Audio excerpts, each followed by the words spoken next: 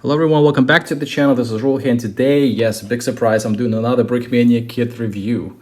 So what we have here today, I'm going to show the box. We have M113A3 in Nato Camouflage, which is armor personnel carrier. Very cool kit. And let's go ahead and show this side of the box as well. It comes with one minifig. I know here I have another one, but it used to be that you can buy a standalone US tanker, so that's the guy over there. We'll get into the minifig a bit later when I'm gonna go through the review, but here we have 550 Lego and brick arms and any kind of other elements and pieces. Skill level 3 out of 5. If I'm not mistaken, this one was designed by Daniel Siskind, and I actually built this one live on my channel, so if you want to go check out the live playlist, go ahead and you do so. But either way, I'm gonna go ahead and talk a little bit about the background of this kit. Basically, as my usual low quality carpet reviews, I just do a little bit of Wikipedia search, read it there, and just kind of say it here in the video. So don't have very too high of expectations.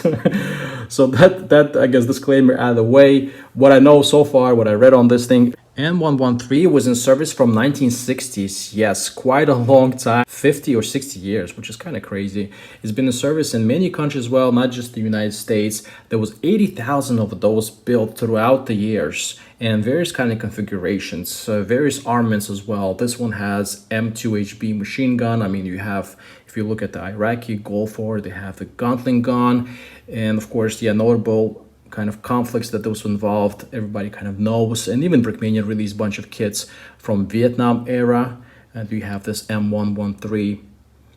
And the idea behind this design was to create basically an armor personnel carrier. This is basically what it is, a transport for troops that was lightweight. So the armament right here on this vehicle would be made of aluminum alloy, which is not steel, and a lot lighter, and this helped out with the transport, and this vehicle actually being also amphibious.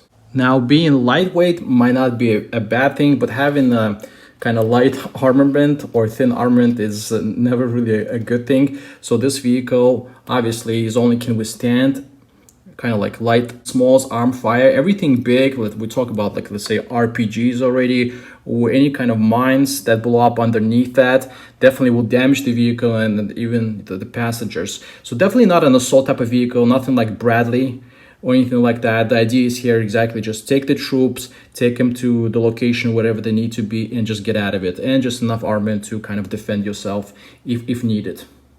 And a lot of times you actually see in the pictures or in the videos, you have a lot of troops maybe even sitting on top when they're being transported, because, you know, not very good with EED. A lot of new technologies now, a lot of new vehicles have like that V shape that's protective and take the blast off to different directions. This one obviously doesn't have it. And this version is supposed to be an upgrade version one, which basically A3 stands for. Not upgrade in the sense of armament, because in, for example, Iraqi conflict, Gulf War, then United States troop will upgrade it actually by putting some steel plates or reactive armor, but with that, of course, you're losing that kind of amphibious type of deal. But I don't think in desert in Iraq you really need to be amphibious too much.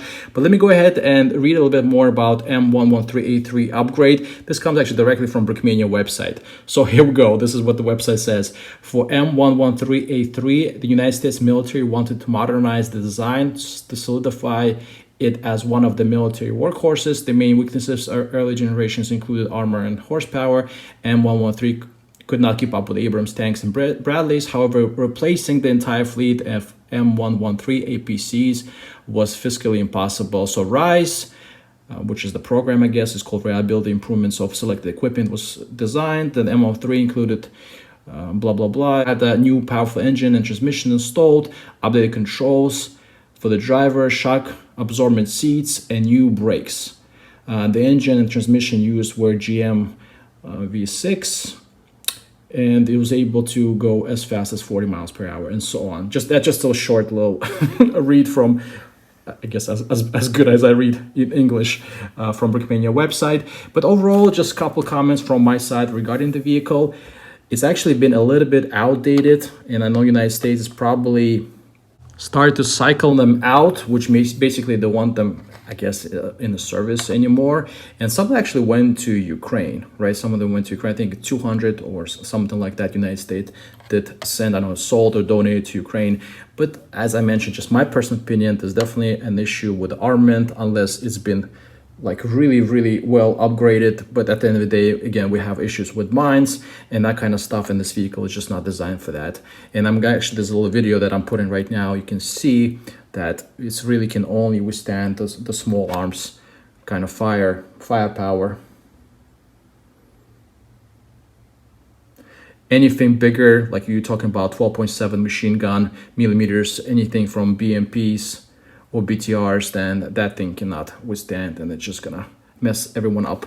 Again, just works for its purpose as being basically a taxi driver, Uber driver, taking the soldiers back and forth, not really to be engaged in anything else.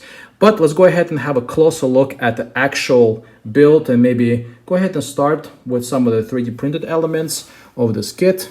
As you can see, the build is pretty cool. What we have here, we have a brick built camo, which I really enjoy. We have those green wheels, and we have a track links. Let's go ahead and put this back. Track links actually roll very nicely. I mean, even on the smooth surface on the back of the base plate, it rolls very well. Then you have this M2HB bright brick arms, and some printed elements. We have steps right here, or like a little steppy thing that's printed. Same thing on this side, and not a whole lot of printing, and also a little bit here in the back. You got that cable printed as well. So a few hatches. Let's go ahead and pop them open and show you how this look like. So hatch on the top. Then you have an interior, and you have some of the seating in the back that you can put your troops. You can't fit them sitting up because it's just too tall, but I guess you can just lay them down a little bit. And there's also a bit of a hatch here that you can open up. So you can see that that's also something that you can do.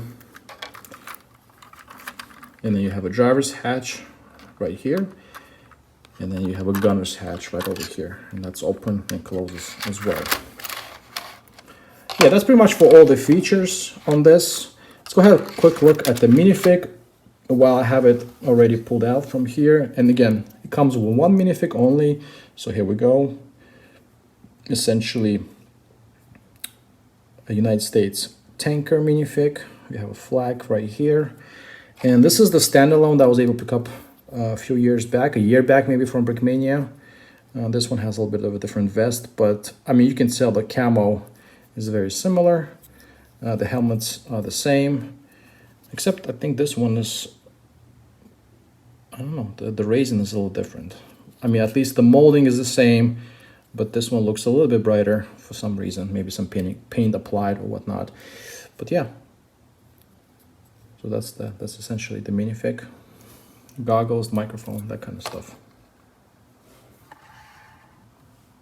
Now, before I go ahead and end this review, I do want to add this Brick Arms M2HB machine gun light up kit by Brick Stuff, and see how that's gonna look like. So give me a second, I'll be right back with that, and you can check out how this will hopefully light up. All right, so here we go. I have added the Brick Stuff machine gun. So you can see it's shooting. I didn't include the sound because at first it's kind of annoying. Second off, I don't think I have enough space in there. So let me go ahead and actually show you how that looks like from behind. And right here, as you can tell, the box is sticking out because there's just not enough space to squeeze it all the way in, as there's a little bit of this, like a column inside. So there's nothing I can do. So a little bit of wiring coming out here and here.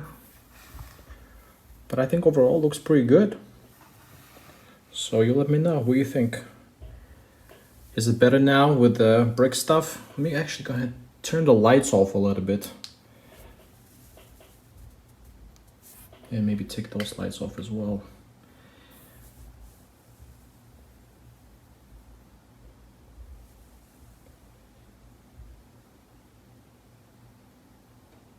So how do you like that with the Brick Stuff? I think it looks pretty good.